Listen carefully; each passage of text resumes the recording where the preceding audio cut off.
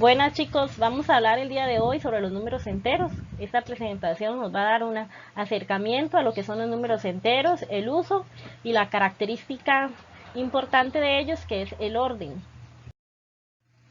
Pero antes, recordemos un poco, ¿cuáles eran los números naturales? Hagan mente, piensen un poquito, les doy unos segundos.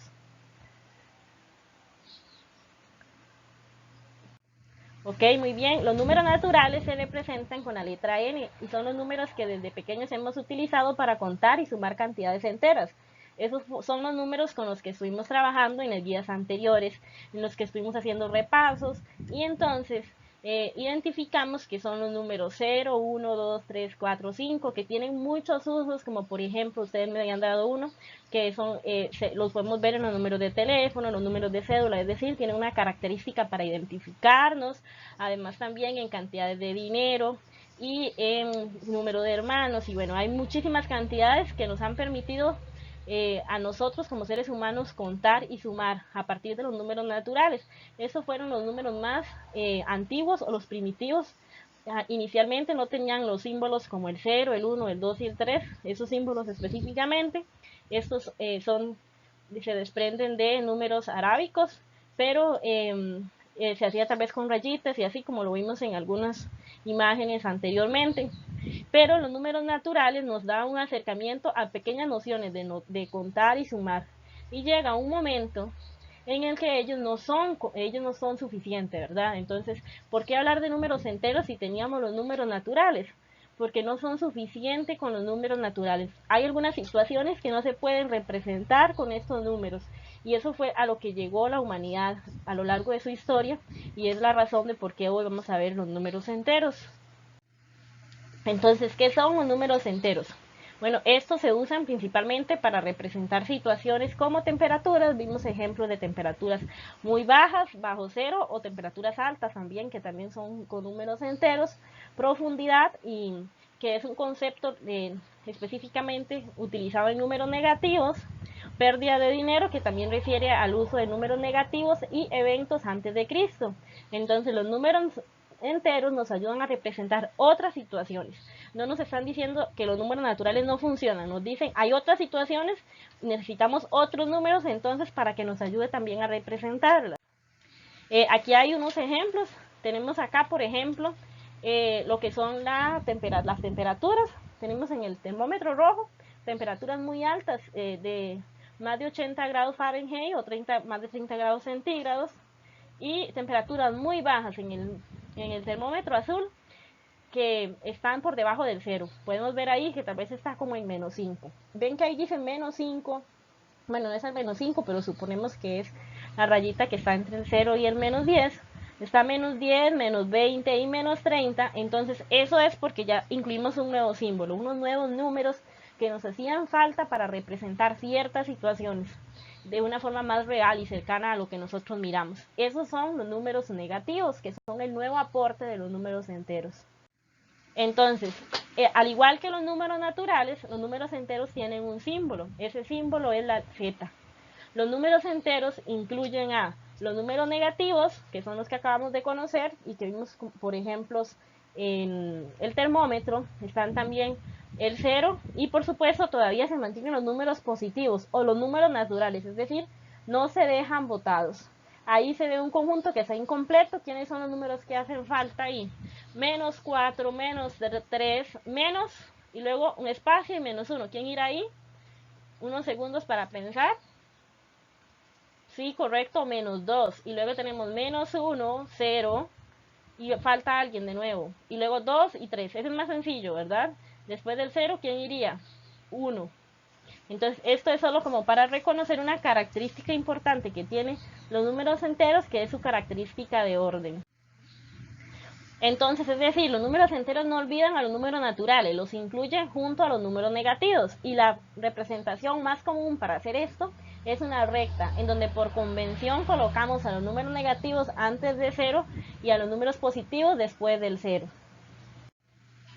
Su característica importante, que es la que acabamos de mencionar, es el orden. Y además, al igual que como si está tomando a los números naturales, entonces también conserva una característica que habíamos visto de los números naturales, que es que ellos son infinitos. Entonces hay que tenerlo muy claro.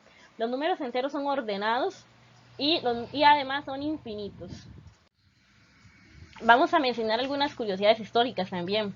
Entonces tenemos que los símbolos más y menos que hemos utilizado para positivo y negativo se popularizaron entre 1487 y 1567 por un alemán matemático, Stefan, en el siglo XV, perdón.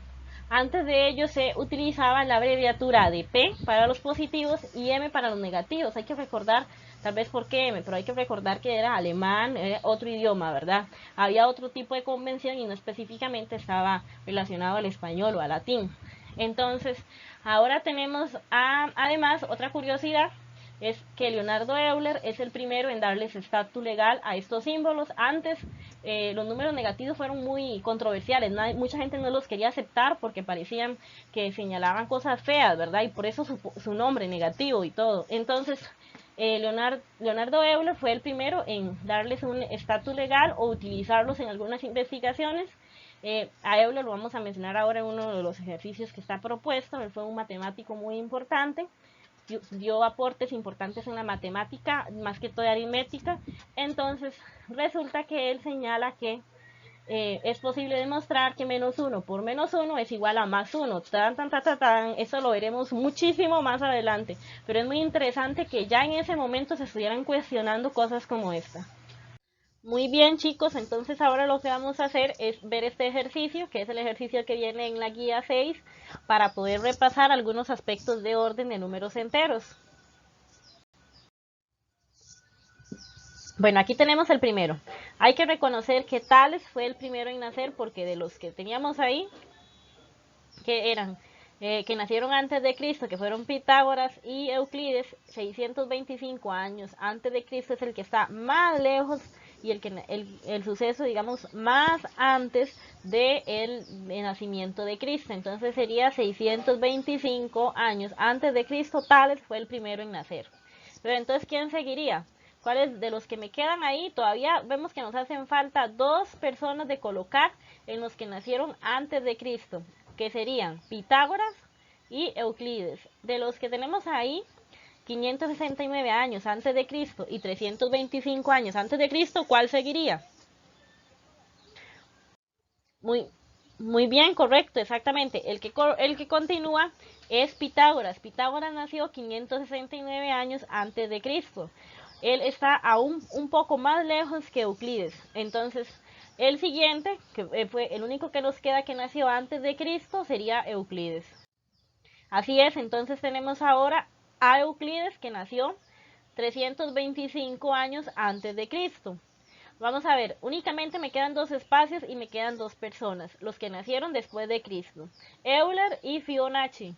Entonces, ¿a quién pondríamos al final o a quién pondríamos seguido? Entonces, vamos a ver, uno nació en 1707 y el otro en 1170 años después de Cristo, ambos, ¿verdad? Entonces vemos que el número que continuaría sería 1170, es decir, Fibonacci. Entonces, tenemos aquí que Fibonacci fue el que nació después de Euclides, ¿verdad? O después de Cristo. Entonces, vamos a tener que el único que me hace falta de colocar es Euler. Entonces, por descarte, Euler sería el que iría al final. Entonces, chicos, aquí tenemos ya la solución de esta recta numérica, que es un ejemplo a partir del orden de acontecimientos históricos. En este caso fueron los nacimientos de 5 matemáticos importantes. Ahora vamos a responder las preguntas que venían en la guía. Ahora bien, chicos, vamos a responder esas preguntas. Entonces, la primera de ellas es, ¿cuál de ellos nació primero? Mirando la gráfica, la respuesta es evidente. Exactamente, el que nació primero fue Tales. La siguiente pregunta es, ¿cuál fue el último en nacer? De igual manera, podríamos mirar la gráfica y ver evidente la respuesta.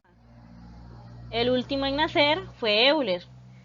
Entonces, la siguiente pregunta dice, ¿cuál de ellos está más cerca del nacimiento de Cristo? Cerca del nacimiento de Cristo tenemos a Euclides y a Fibonacci, pero ¿cuál de todos es el que está más cerca? Correcto, el que está más cerca es Euclides. Y ya para terminar tenemos la pregunta, ¿cuántos años después de Pitágoras nació Fibonacci? Entonces, miren que para yo poder resolver esa pregunta podríamos pensar en que es una suma. Si nos ubicamos en que Pitágoras nació 569 años antes de Cristo, esto significaría que antes de Cristo pasaron 569 años, ¿verdad? Y luego nació Cristo y pasaron 1170 años. Vamos a ver, tal vez me voy a ayudar aquí con unas lineecitas para que ustedes lo noten. Tenemos aquí el nacimiento de Cristo, pasaron 569 años, nació Cristo, y luego pasaron 1170 años y nació Fibonacci. ¿Cuántos años pasaron en total? Tendríamos los 569, de Pitágoras y los 1170 de Fibonacci. Es decir, haríamos una suma y con esta suma tendríamos la respuesta correcta. Ahora vamos a responder algunas preguntas. Para esas preguntas son únicamente un repaso para identificar si logramos reconocer el uso de números positivos y negativos. Entonces vamos a ver, vamos a ubicar en la primera. La primera dice, la temperatura mínima de ayer fue de 6 grados bajo cero. ¿Ven lo que dice aquí? 6 grados bajo cero. ¿Eso qué significaría? Que como fueron grados bajo cero, entonces la temperatura debería de ser negativa y además fueron 6 grados. Entonces, ¿en qué número nos hace pensar este ejercicio? Correcto, nos hace pensar en menos 6. Recuerden, teníamos los 6 grados bajo cero. Entonces nos hace pensar en menos 6. Vamos con la siguiente. La siguiente es 10 metros bajo el nivel del mar. Entonces, como tenemos 10 metros bajo el nivel del mar, eso nos hace pensar inmediatamente, como dice, bajo el nivel del mar, nos hace pensar en un número negativo. Y como dice 10, entonces sería menos 10. Ahora bien, vamos con la siguiente. En la siguiente dice, Luis ganó 450. Ganó. Recuerden que para yo pensar en números negativos cuando hablo de dinero, tengo que encontrar la palabra deuda o pérdida. Entonces, como tenemos ganó, sería 450 positivo. Y finalmente tenemos, Juan tiene una deuda de 120. Una deuda de 120. Deuda. Una deuda me hace pensar en menos 120. Bueno chicos, esto ha sido todo por hoy, espero que les haya sido de provecho y tengan un poquito más claro lo que es el uso de los números enteros y lo que son los números enteros. Veremos con más detalle, más propiedades y características de estos números en las siguientes guías.